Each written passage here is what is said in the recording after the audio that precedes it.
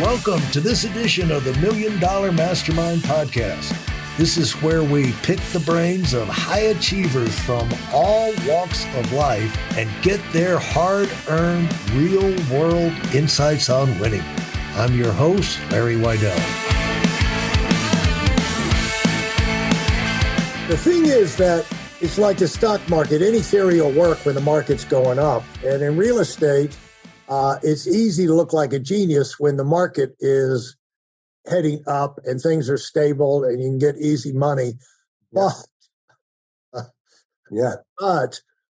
it's not always that way. When those reverses happen, you can get tagged. And it's important to have, when you have that rental property, for example, to have it in a price range where people are going to be able to afford it. There's a bigger market. It's not, a really expensive type thing. Like I was looking at a couple years ago, I was looking at moving inside Palm Beach over to another area. And they said, well, we got these rentals. You might just come over here for this rental for a few, a year or something like that. $20,000 a month. I said, no, thank you.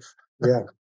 And so I guess they found someone to rent it, or to lease it. But when you were on that thing, where did your first you wouldn't have written 7 or 8 books on real estate if everything had always gone, lessons to pass on to other people and everything you learned. You wouldn't be as knowledgeable as you are today if everything had always gone super smooth on that compounding thing. If you didn't have to operate the real world, Gary, everybody would do it. So right.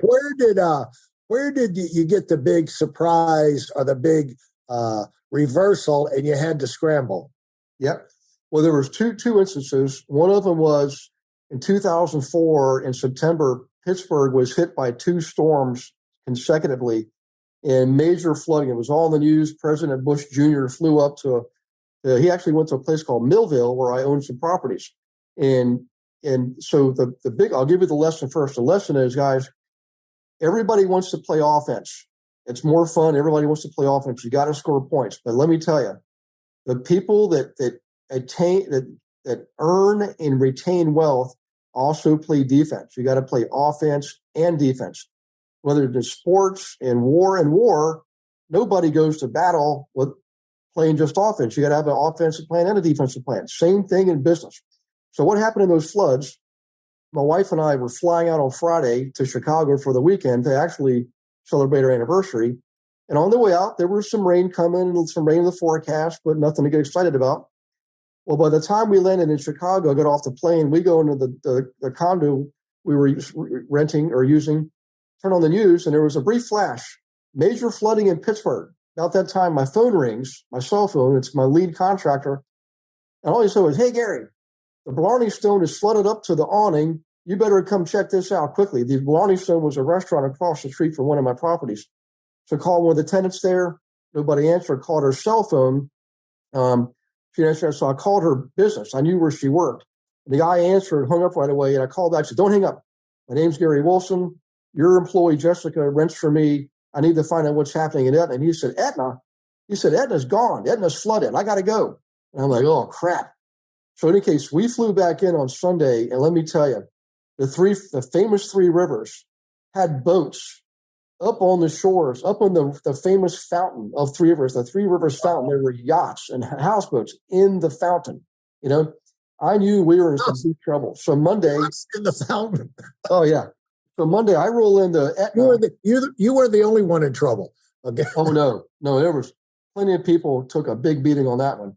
And so I go into Etna the next day, which was the primary. We got wiped out pretty good. Thankfully, I took the deeds to my properties. Just one of those God winks. Just something told me to grab my deeds. Right.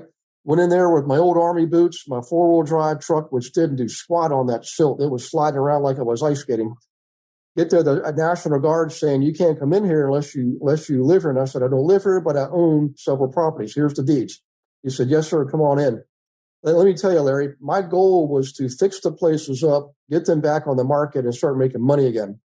But when you see people on their hands and knees trying to clean off 100-year-old photos of their great grandparents' baby pictures.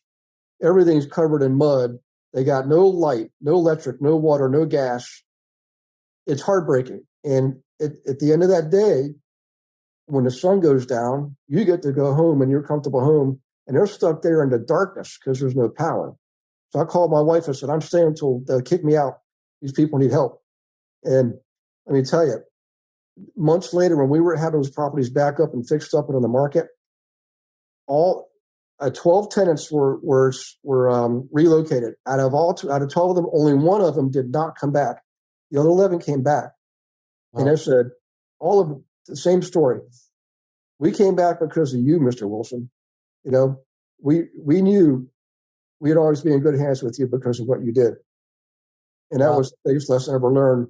And being a good business person and being a humanitarian. And you can be both. And I wish I could write a book on that, but it's nearly impossible because each case is different. I did write a book called Turning Rental Problems into Real Estate Profits.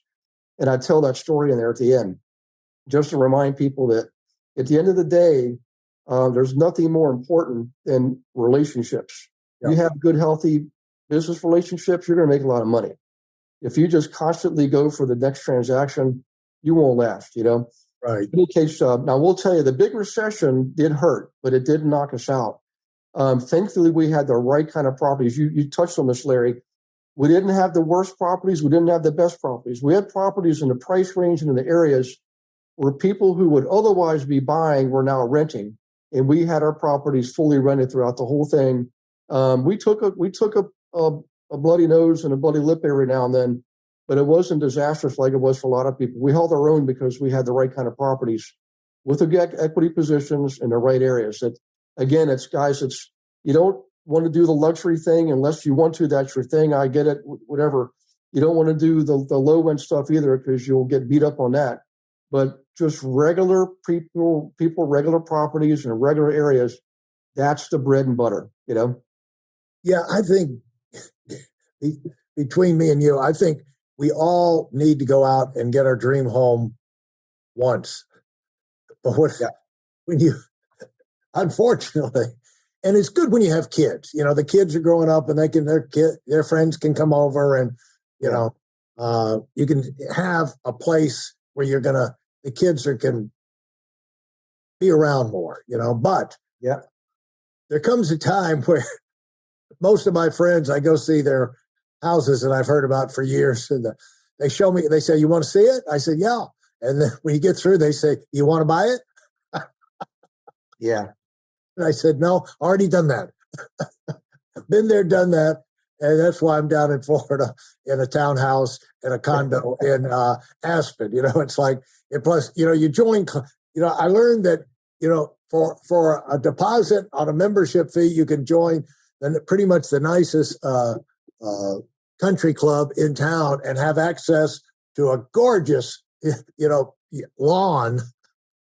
Yeah.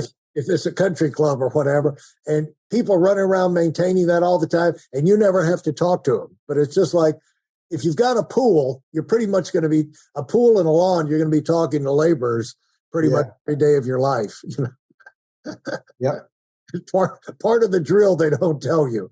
But if you're a member of a club, you never have to talk to the laborers. You know, you just go in and enjoy. And so, for a lot of times, it's for a lot of less money too. And so but I think it's smart to do that the first time, get it out of your system, you know, to go and there is a growth experience, and, you know, you realize you can do something like that. That is attainable. And I think it's, for a lot of people, if you put it off, you feel like you're punishing yourself. You're living in denial, you know, you really want to taste it one time, but you know, you don't have to taste it the rest of your life. You know, there's other fun things to do, you know. And so as you, how did you do, you know, I'm looking at some of these bullet points in your career. How do you go through trading over 3,000 investment properties in 5 years? Yeah. That seems like it would take an army involved in doing that. Yeah, well, eventually did. So in the beginning, and I got my real estate license really in my opinion, necessity, because most of the agents were not trained to help me on investing. They were wonderful people, great at helping us buy and sell our own homes, but didn't know anything about investing. It was a shame. And I thought, I don't understand this. Something's wrong with that industry. And what was wrong was they divided it residential and commercial, like it's black and white. You're the residential commercial, but that's not the way the world works. So all I did was I created this model where if you can imagine, one circle is residential, one circle is commercial. That's the old model. But where they overlap, there's that little magical piece in the middle where you've got a sort of a transition point there. I just basically built a model that served that transition point. People going from the small 2, 3, 4 unit properties into the bigger properties, 5 and above, or non-residential, retail, commercial, industrial storage, and so forth. So we essentially built a team out of that, and then eventually turned it into a brokerage, built a brokerage. So that's how I went from I was doing 100 a year plus myself on my own, 100 transactions a year. I didn't think that was anything spectacular. I just had my head down and I was just mushing forward and working. To me, that was what was normal. But remember, 100 transactions, that's buying and or selling 100 separate. Correct. Yeah. Now that's me helping others. I was still doing my own, but mine I would buy and hold. Right. But now I'm helping other people. I'm teaching them how to invest and helping them through brokerage get their properties and sell them. And then when I built a team and then a brokerage, that's when we were able to do more. It was like 5,000 properties. And we had a small little ragtag team of about 50 agents. And we were just a machine. It was just a factory line. But it's because we had a model that served a need. There was a market in there. Because let's face it, big commercial outfits, they don't want to deal with fourplexes. They want to deal with strip malls and storage facilities and things like that. And, and yet the residential agents were not trained to work with people buying duplexes or fourplexes. Well, we were. It was like we were operating in a vacuum. It was crazy. And so I started thinking, how can I tell people this? Yeah. And so I started traveling around the country teaching and training real estate agents in the U.S. and Canada for about 6 years. And I must have taught over, I think it was they stopped counting it at 24,000 agents I taught. I mean, in classrooms I taught it. And one-on-one, probably about 4,000 of them, literally people would pay me to coach them one-on-one. And I used to say no to this stuff there. I'd say, no, I don't want to do that. That sounds like work and I'm too busy as it is. And eventually I think, okay, well, God's trying to tell me something when 100 people ask me the same thing over and over again. So eventually I say yes. And it turns out it was a wonderful thing. Built a lot of good relationships. A lot of those people now are working with me now. And we have a team called the Global Investor Agent Team. We're in 36 states. And, I got nothing to sell here, nothing to pitch, but I'm just telling you guys, if you're investing, you need to look for an investor agent. They need to tell you, yes, I've been certified and I'm a certified investor agent. If they're not, just politely say, look, you should get certified then if you want to work with me, because you want to work with agents that actually can walk the talk. What's an investor agent? What's that? It's a real estate agent who understands real estate investing. They're trained, so they understand the terminology and the methodology. Okay. And often they're investors themselves, and they, like me, realize the benefit of helping other investors. Let's face it, Zig Ziglar said it famously and perfectly.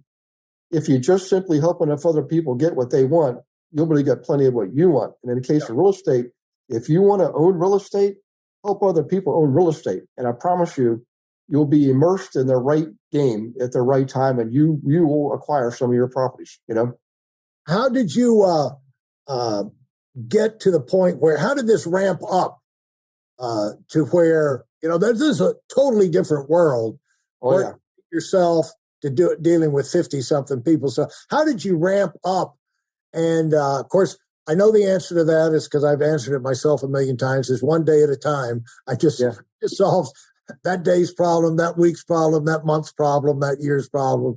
And, there we were. But anyway, how did you go through that process yourself? Well, really, I went through a process called a vision exercise. I learned, I kind of came up with it on my own. I learned a lot from a guy named Stephen Covey. He's since passed away, but amazing human being, amazing gentleman, true servant leader. Yeah. And, John Maxwell is another, the same cloth, and just amazing people. And I learned from them. So I did this vision exercise I created for myself, where really go into a deep state of prayer, if you want to call it that, and then start writing out what's my vision for my life. And I did it in retrospect, like this is what I want to see, not what my small human brain thinks I'm going to see. Which is a big difference. It's like you're letting God just speak through you. This is what writers say. Writers get into the flow. It just comes out. It's like the words come through the pen. Let me tell you, man, I did that. I do it every year now. I've been doing it for over 20 years.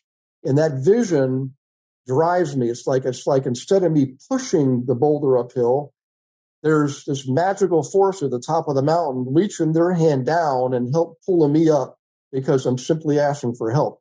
And then from there, you determine your goals and your actions and your plans. And I just wake up every day, usually about between 4 or 5 in the morning, and do my daily routine, prayer, meditation, exercise. And by the time the rest of the world gets access to me, I've already lived the full day. So it's like a foregone conclusion. I don't actually question anything anymore. I just give thanks for everything because I know everything has a purpose, even the things that are and seemingly bad, it can cause you pain. I promise you, you'll look back on it one day and realize that was actually part of your journey. It was the growth of you. So I just had that attitude, just being grateful for everything, no matter how stinky it is. At the time, I know something's going to come out of it. And by the way, it might not be for me. It might be me sharing that story with someone else and helping somebody else. And that's how the human race continues. You pay it forward. You help the next guy, Right. But in any case, I wish I could tell you there was some kind of a real practical, magical formula, but really is, it's get clarity on that vision. I mean, so clear that it's beyond believing. Thanks for listening to the Million Dollar Mastermind. If you felt there were any valuable takeaways from this episode, please take a minute and leave us a 5-star review. Your feedback is important and really helps us get the word out to a wider audience. Remember, we have a valuable webinar that is absolutely free. Register for it right now at weidelonwinning.com. Thanks for listening.